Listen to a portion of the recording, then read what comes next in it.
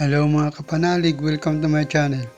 Mga nakagigilalas, mga nakapagtatakang pangyayari sa Biblia, yan po ang sisikapin nating maipaliwanag dito sa channel ko. Hindi man tama o tugma, nasa inyo lang po ang pangunawa. Kung ganito po ang content na gusto nyo, tara, pag-usapan po natin. Seek first the kingdom of heaven and His righteousness, and others will be given unto you. Mysteries and miracles happen in the Bible from Genesis to Apocalypse, and there are some explanations given by scientists how the event occurred. Theoretically, this explanation does not emphasize if it is true or not. It is upon the understanding of the believers. This context does not oppose the Bible, rather shows how the power of the Creator creates such events. Behold the power of God. At ngayon po mga kapanalig, dumako tayo sa Genesis Bible Book number 2. Talakayin po natin ang pinakamahalagang kaganapan sa aklat ng Exodus, the deliverance of Israelites from Egypt by Moses. Dahil sa mga parusang binigay ng Diyos sa bansang Ehipto, sa pamamagitan ni Moises, napilitan ang paraon na palayain ang mga Israelita sa pagkakaalipin. Hindi po sila umalis ng walang dala-dala. Humingi po sila ng mga kagamitan sa mga Egyptian, mga pilak, pinto at mga kasuotan. They marched out of Egypt in a battle formation to the number of 600,000 able-bodied men together with their families, and vast mixed company of non-Israelites, maging mga hayop.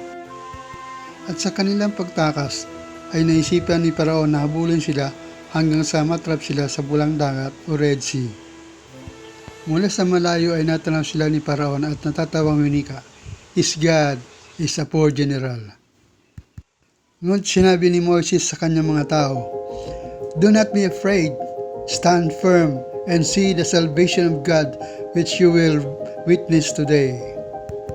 And God then makes the sea go back, forming an escape corridor whereby Moses led the Israelites safety to the eastern shore. Hinabol sila ni Paraon, ngunit sa entrance ng koridor ay nagkaroon ng isang pillar of fire or haliging apoy, dahilan para maantala ang puwersa ni Paraon at tuluyang makatakas ang mga Israelita.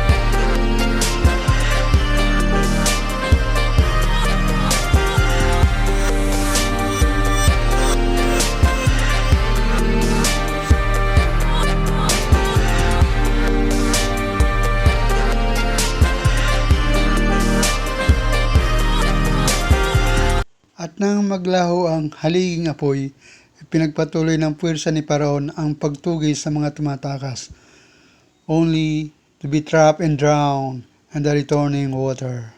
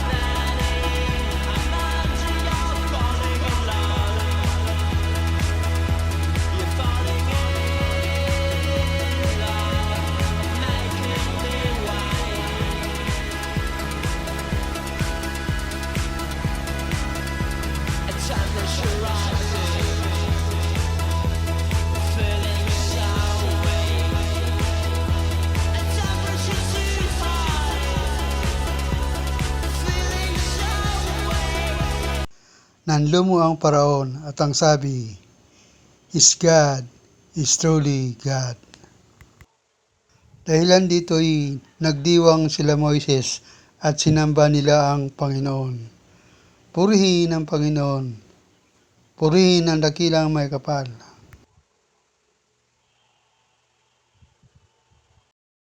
Paano naganap ang gayong pangyayari? Ang kapaliwanagan ayon sa siyensya. Pillar of fire. Scientists say maybe it is a plasma. A wind is composed of nitrogen and oxygen. When a whirlwind forms and when there's a spark, the oxygen burned, maybe that caused pillar of fire.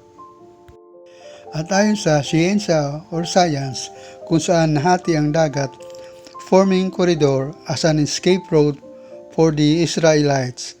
At alam nyo ba na mga sandaling iyon ay may malaking kaganapan sa kalawakan? Nakagigilalas na pangyayari na kung tawagin ay the passing of planet, na kung saan ang Venus ay dumaan sa Earth and almost collided, making magnetic force between the planets, forcing the water to go back, forming corridor as an escape route for the Israelites.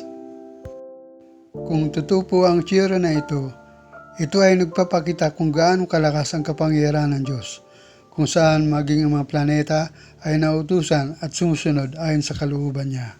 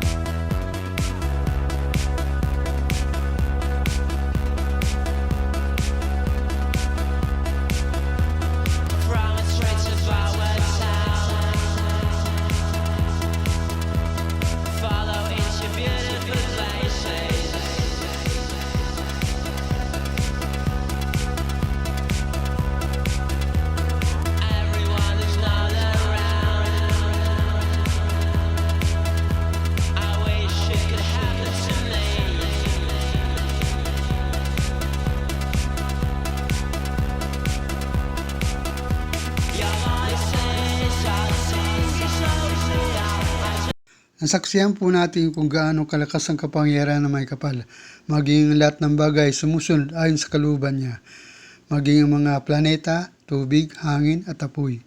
Nagawa niya ang eksaktong pagdaan ng dalawang planeta, eksaktong pagitan upang hindi magbanggaan. God is great. Purihin ang Panginoon. Hindi po natin layo na panguna ng Panginoon. Ang sa atin po ay nagbibigay lamang ng idea, teorya ayon sa mga scientifico.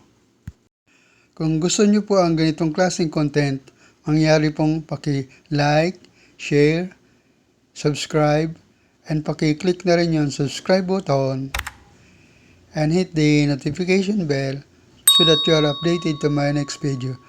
Please watch another episode of my video. Thank you for watching and God bless us all.